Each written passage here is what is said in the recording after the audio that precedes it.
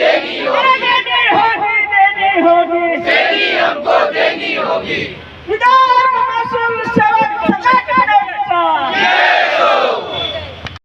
दुसरा दिवस आहे भाऊ, आज काय सांगाल तुम्ही? आज दुसरा दिवस तुमच्या धरणे आंदोलनाचा आहे. आज दुसरा दिवस आहे. काल पण आम्ही आंदोलनात बसलो होतो आणि आज दुसरा दिवस असून सुद्धा अजूनपर्यंत जवळपास 12 वाजत आहेत. अजून 1 वाजून राहिला, 1 वाजून राहिला तरी अजूनपर्यंत आमच्या महसूल सेवकाच्या वेतना ह्या शासनाला अजूनपर्यंत कळाल्या नाही. तुम्ही बावनकुळेच्या घरापर्यंत गेले असाल ना? आम्ही साहेबाच्या घरी पण गेलो. साहेब बाहेर गेले होते, तिथं एक निवेदन सोडून आलो. त्यांना सांगितलं की साहेब आल्यानंतर आमच्या मंडपाला भेट द्यायला सांगाल म्हणून. आणि नाही, जरी नाही आले तरी आम्ही आमचं आंदोलन सोडणार नाही. जोपर्यंत आम्हाला चतुर्श्रेणी मिळणार नाही तोपर्यंत आम्ही हा संविधान चौक सोडणार नाही, अशी आमची ठाम भूमिका झालेली आहे. जेवढे आपले महसूल सेवक आहेत सर्व बिलकुल शांततेत आणि बिलकुल एकनिष्ठ राहून आम्ही आमच्या चतुर्श्रेणीच्या मागणीला धरून बसणार आहोत. जोपर्यंत आम्हाला चतुर्श्रेणी भेटणार नाही तोपर्यंत आम्ही हा संविधान चौक सोडणार नाही. नाही, पण बावनकुळेचा जे आहे महसूल खाता तो तुमच्याच डिपार्टमेंटचा आहे ना? पण त्यांनी तर लक्ष दिलं पाहिजे. त्यांनी आम्ही महसूल शासनाचा सर्वात आखरीचा म्हणजे शेवटचा घटक आहे आणि आम्ही शासनाला महसूल गोळा करून देतो. शासनाचे निवडणुकीचे कामं करतो, पूरग्रस्त पावसामध्ये जाऊन पंचनामे करतो, सर्वच कामे शासनाचे करतो. तरी पण आम्हाला चतुर्श्रेणी देण्यात आलेली नाही. जेवढे काही सरकार होऊन गेले त्या सर्व सरकारांनी फक्त आश्वासन देऊन आमची भूलथापा केली. आज भूमिका काय राहिली? जोपर्यंत आम्हाला चतुर्थ श्रेणी भेटत नाही तोपर्यंत आम्ही हा नागपूर संविधान चौक सोडणार नाही. अशी मॅडम, काय नाव आपलं? मी अकोला जिल्ह्यातून आलेली आहे, महसूल सेविका आहे. थोडं जोरात बोला ना. मी अकोला जिल्ह्यातून आलेली आहे, महसूल सेविका आहे. काय सांगाल तुम्ही धरण्याबद्दल? मला सांगायचं आहे की आम्ही कोतवाल शासकीय यंत्रणेतला म्हणजे महसूल यंत्रणेतला सगळ्यात खालचा घटक म्हणजे कोतवालपासून कलेक्टरपर्यंत असा एक आमची श्रेणी असते. तर आम्ही म्हणजे सगळ्यांना समान वेळ त्यांच्या कामानुसार त्यांना मोबदला देण्यात येतो.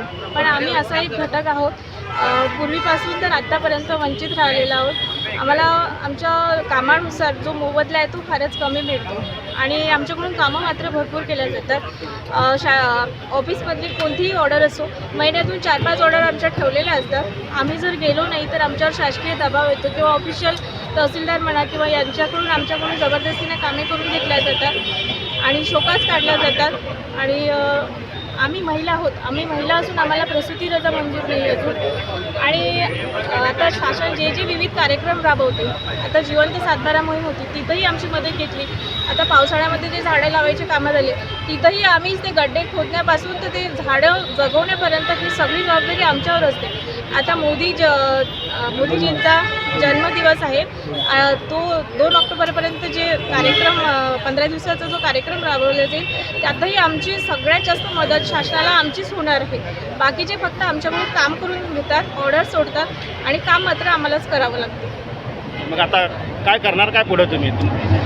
आम्ही इथं आंदोलन लावलेलं आहे. आमची एकच मागणी आहे की आम्हाला चतुर्थ श्रेणी द्यावी आणि आम्हाला जो पूर्वीपासून आमच्यावर जो अन्याय होत आला आता कुठंतरी न्याय द्यावा. आणि भारतीय घटनेने सगळ्यांना म्हणजे जीवन जगण्याचा, उत्कृष्ट जीवन जगण्याचा, एक चांगल्या दर्जाचं जीवन जगण्याचा, आपलं राहणीमान सुधारण्याचा दर्जा दिलेला आहे. फक्त आम्ही कोतवाल जे शासकीय यंत्रणेत असूनही आमच्या राहणीमान अजूनही जैसे ते तैसेच आहे. कोतवाल गरीब होता, गरीब म्हणूनच मेलेला आहे. आणि आम्ही जे सुशिक्षित कोतवाल आहोत, आमच्याकडे रोजगार आहे, आमच्याकडे नोकरी आहे, पण आम्हाला पैसा त्या मानाने मिळत नाही. आम्ही आमचं राहणीमानही सुधारू शकत नाही.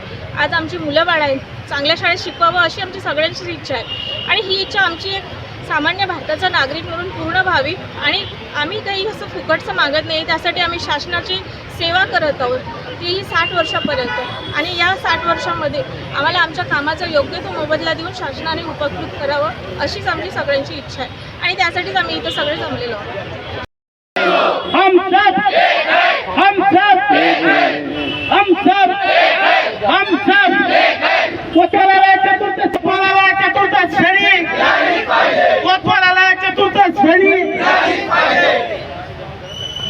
नमस्कार, मी उल्हास क्षीरसागर, प्रसिद्धी प्रमुख विदर्भ महसूल सेवक संघटना आणि जिल्हा सचिव भंडारा जिल्हा. आज आम्ही मागच्या 10 तारखेपासनं इथं उपोषण लावलेलं आहे, आंदोलन लावलेलं आहे आणि आम्ही महाराष्ट्र राष्ट्राला एकच सांगू इच्छितो की कोतवाल हा एक महाराष्ट्राच्या इंग्रज काळापासून असलेला पद आहे आणि शासनाने आधी आम्हाला वेतन लागू केलेला होता आणि 1989 पासून शासनाने आम्हाला वेतनापासून सुटका करून आम्हाला मानधन पदावर आणलेलं आहे. शासनाने आमची ही दिशाभूल केलेली आहे आणि आज आम्हाला एवढे कामं देतात की तलाठी आणि जे क्लरिकल कामं आणि नायब तहसीलदार यांचे कामं आम्ही स्वतः कोतवाल करत आहोत.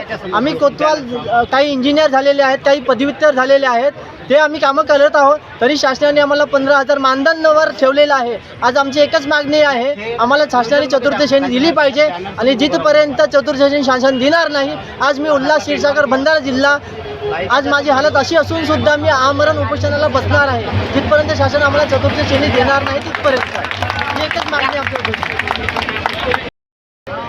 अच्छा, मी गोपाल ठवरे, राज्य उपाध्यक्ष, महाराष्ट्र राज्य महसूल सेवक संघटना, विदर्भ महसूल सेवक संघटनेच्या वतीने दिनांक 10 सप्टेंबर 2025 पासनं मागील 60 वर्षापासून जे महाराष्ट्रातील तमाम महसूल सेवकांची फक्त एकच मागणी होती, चतुर्थ श्रेणी.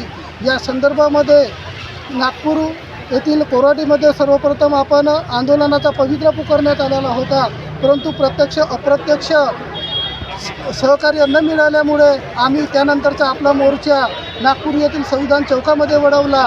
दिनांक 10 सप्टेंबर 2025ला काळ्या फिती लावून आपण शासकीय कामकाज केले. 11 सप्टेंबर 2025ला एक दिवसीय धरणे आंदोलन तालुका स्तरावर केले.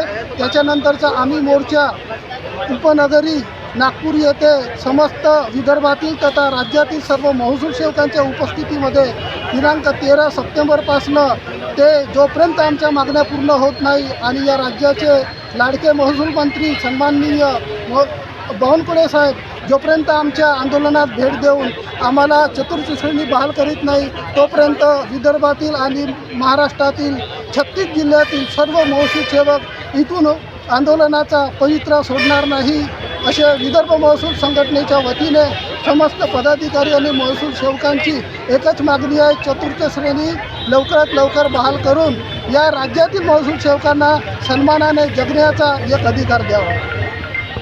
मी योगेश भाऊराव शेडमागे, महाराष्ट्र राज्य महसूल सेवक संघटना उपाध्यक्ष. काय सांगाल तुम्ही? आम्हाला चतुर्थ श्रेणी पाहिजे आहे आणि हीच मागणी आमची तुमच्या मार्फत माननीय महसूल मंत्री यांना विनंती आहे की आम्ही मागील गेल्या 60 वर्षापासून जी मागणी करतो त्या मागणीची पूर्तता त्यांनी करावी. मग आता पुढं काय करणार तुम्ही? आम्ही माग पूर्ण नाही झाली काय कराल?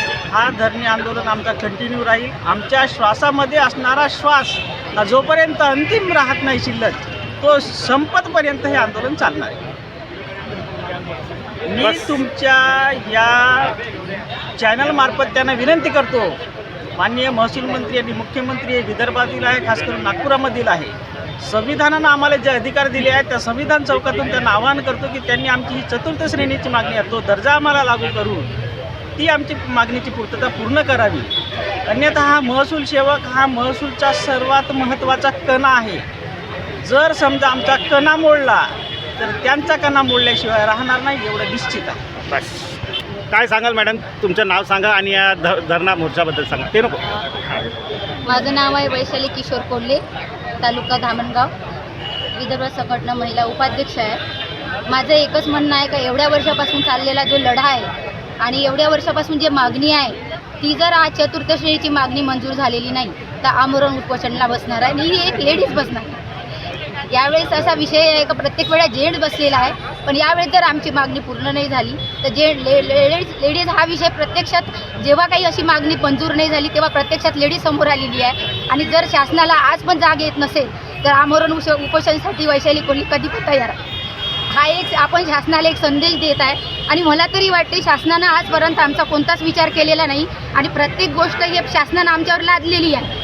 आज जो काही विषय चाललेला आहे ई पीक पाणीचा, ॲग्रिस्टॅकचा, जो आमचा विषयही नाही आहे आणि जे शासनानं आमच्या मागं जे कामं लावून दिलेले आहे आणि पाहिलं तर 15,000 रुपये पेमेंट आहे आम्हाला. 15,000मध्ये भरपूर काही कामं दिलेली आहे. ती आज तलाठ्याने करणारी कामं जर कोतवाल करत असत तर तेवढं आपल्याला मानधन पाहिजे. आणि बिना 15,000मध्ये जर भरपूर काही कामं देत आहे आणि मला तरी असं वाटते का शासनानं आमचा विचार करायला पाहिजे.